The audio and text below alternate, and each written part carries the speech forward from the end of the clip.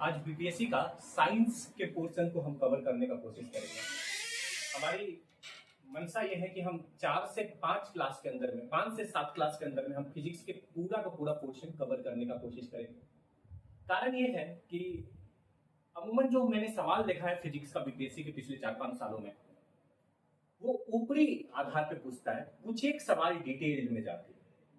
तो हम ऐसा एक्सपेक्ट करते हैं कि जो सवाल होंगे वो आपको जो बीपीएससी का पैटर्न है जो वो आज तक पूछते आ रहा है पिछले 5-6 सालों में, उसके अनुरूप हम पढ़ने के प्रयास करेंगे, जिससे आप सवाल करें, हमारा टॉपिक पर है, आप उससे रिलेटेड क्वेश्चन आपको झट से बन जाए, लगभग एकदम शॉर्ट्स में, और आपका कम से कम समय में ज्यादा से ज्यादा प्रोडक्टिविटी यानी ज्यादा से ज्यादा आपको प्रश्न बनने की संभावना हो सके, उसी के लिए हम आज एक टॉपिक का चयन किए हैं जिसका नाम है, अंग्रेजी में इसको बोलते हैं स्केलर और वेक्टर क्वांटिटी, और हिंदी में इसी को बोलते हैं सदिश और अदिश राशियां। जैसे आप देखे होंगे स्केलर इसको बोलते हैं अदिश, और दूसरा होता है वेक्टर, VECTOR वेक्टर, इसको बोलते हैं सदिश। ठीक है, हम एक गौर करते हैं, हिंदी और इंग्लिश दोनों में पढ़ाने का कोशिश करेंगे, पर अब 5-7 मिनट देखिएगा, इसके अंदर में कुछ है नहीं। फिजिक्स बस अंडरस्टैंडिंग और फील की सब्जेक्ट है जिसको आप महसूस कर सकते हैं। अगर आप कोशिश करिएगा महसूस करने के लिए तो कुछ नहीं है, बस 1-2 लेक्चर 2-3 बार देख लीजिएगा, आपकी 80% सवाल डायरेक्टली आपको बन जाएगी इस लेक्चर के आधार पर, और 20% के लिए आप थोड़ा सा एफर्ट लगा लेंगे तो वो भी आपकी हो जाएगी। ऐसा भी आपको मिलेगा कि जो हमारी ये वीडियो है, जो हमारी ये वीडियोस होंगी, उसमें से आपको लगातार सेम टू सेम सवाल भी फंस सकता है, डायरेक्ट बेस्ट पे भी आ सकता है, थोड़ा सा लॉजिकली अगर उसको हम देखें तो। आप देखते हैं अदिश राशियां और सदिश राशियां क्या होती है, जिसके अंदर सिर्फ और सिर्फ मैग्नीट्यूड हो, MAGNITUDE,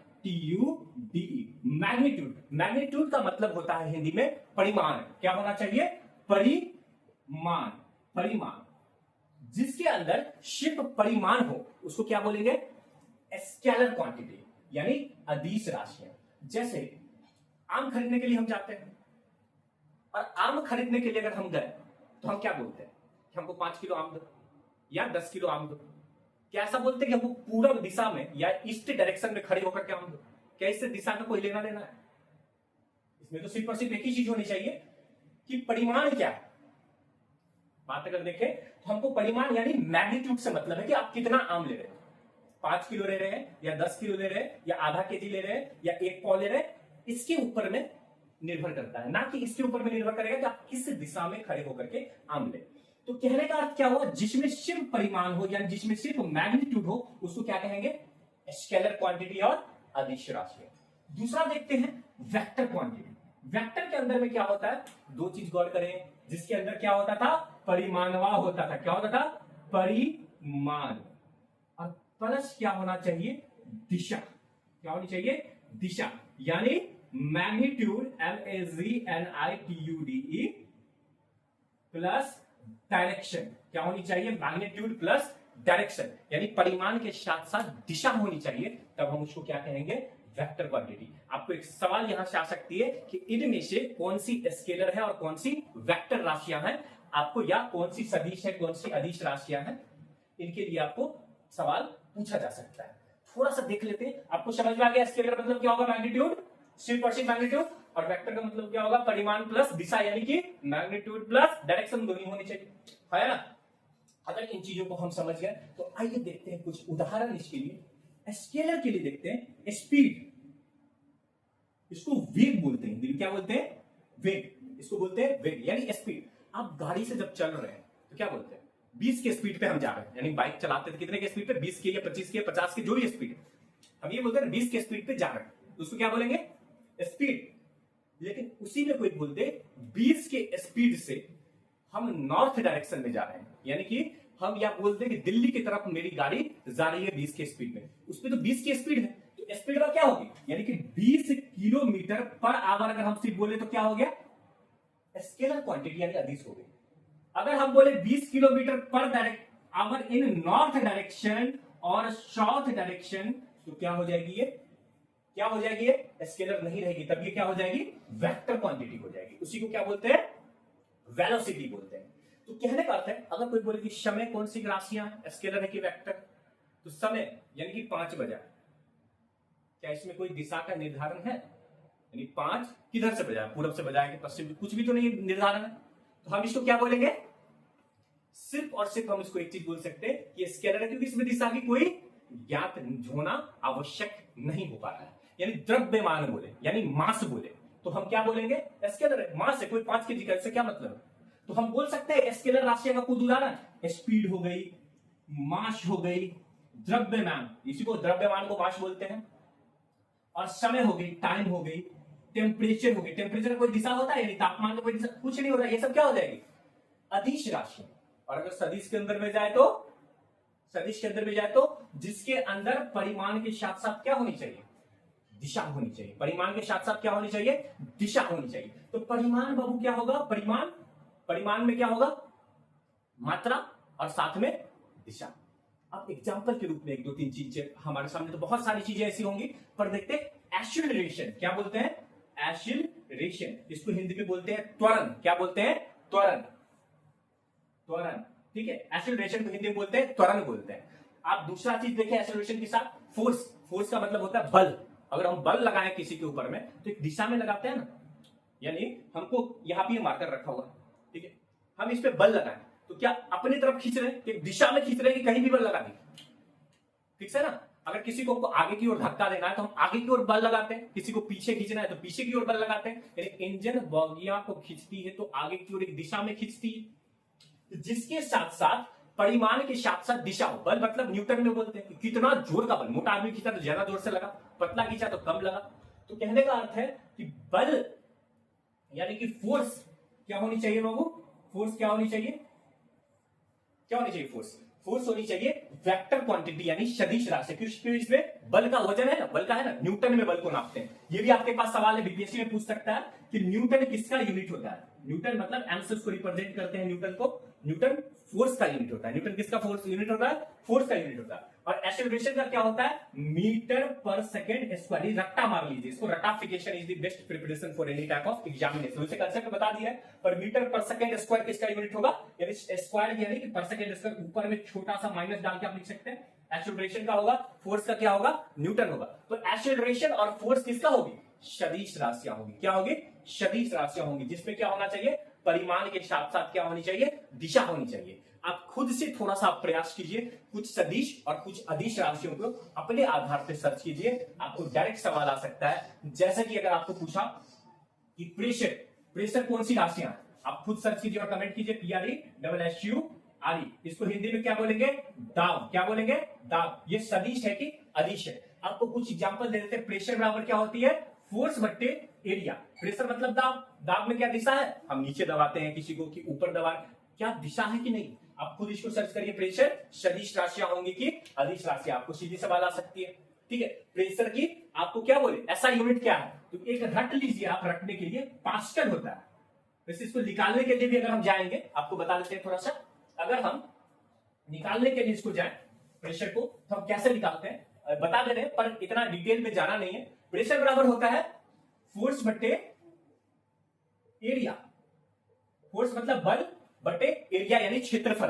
तो फोर्स का क्या होगा फार्मूला, न्यूटन होता है इसका ऐसा यूनिट, और एरिया क्या होता है, मीटर स्क्वायर। तो क्या हम इसको न्यूटन मीटर स्क्वायर, पर मीटर स्क्वायर भी बोल सकते हैं। इसी को इंग्लिश में क्या बोलते हैं, पास्कल, क्या बोलते हैं, पास्कल।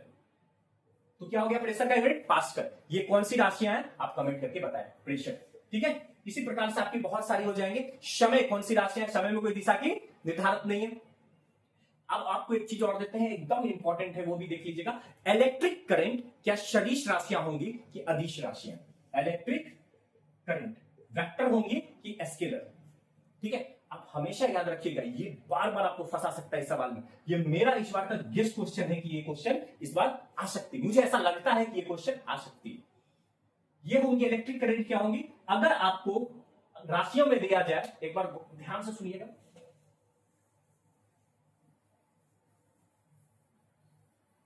क्या बोल रहे थे, इलेक्ट्रिक करंट, यानी इलेक्ट्रिक करंट को विद्युत बोलते हैं, यानी विद्युत यानी इलेक्ट्रिसिटी, यानी इलेक्ट्रिक करंट कौन सी राशियां हैं, ELECTRI, शी करंट, यानी विद्युत कौन सी राशियां होंगी, बोलिए, ये होंगी सदिश की अदिश। अगर आपको ऑप्शन दे दे बीपीएससी में, अगर मान लीजिए अगर सवाल दे दिया आपको कि electric current in which quantity, पहला देगा आपको वेक्टर यानी सदिश, दूसरा क्या देगा स्केलर यानी अदिश, तीसरा दे देगा टेंसर, चौथा दे देगा, ऐसे भी बहुत सारे उदाहरण दे सकता है, ऑल ऑफ दी अबव।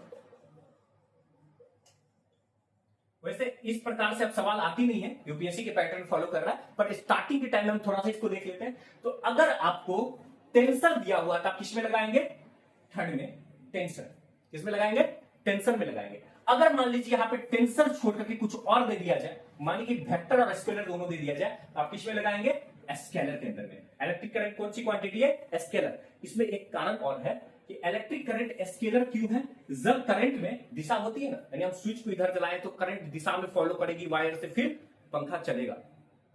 इसका मतलब इलेक्ट्रिक करंट में क्या है, दिशा है। और अगर दिशा है तो इसमें क्या होनी चाहिए, अगर दिशा है तो क्या होनी चाहिए, ये कायदे से ये क्या होना चाहिए, वेक्टर होनी चाहिए, पर ये वेक्टर होता नहीं। कारण है इसका, अगर इसको डिटेल पर है, उतना समय तो है नहीं, तो डिटेल में हम थोड़ा सा अगर आपको बता देते हैं, क्योंकि ये वेक्टर लॉ ऑफ एडिशन को फॉलो नहीं करता है, फॉलो नहीं करता है। यानी सदिश योग के नियम को